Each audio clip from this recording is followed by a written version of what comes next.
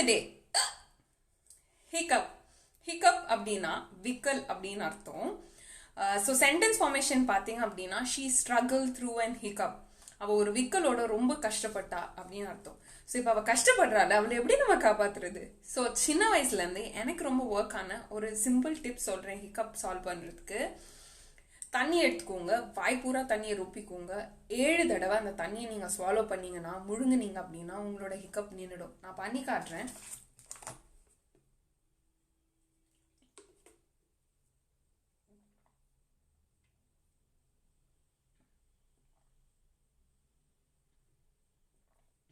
ஏழு தடவை கண்டினியூஸாக முழுங்கினீங்கன்னா, கரெக்டாக முழுங்கினீங்கன்னா உங்கள் ஹிக்கப் நின்றுடும். ஸோ இதை ட்ரை பண்ணி பாருங்கள். ப்ளஸ் இன்னைக்கு ஒரு புது வேர்ட் கற்றுக்கிட்டீங்க. தேங்க்யூ ஃபார் வாட்சிங். See you guys in the next video.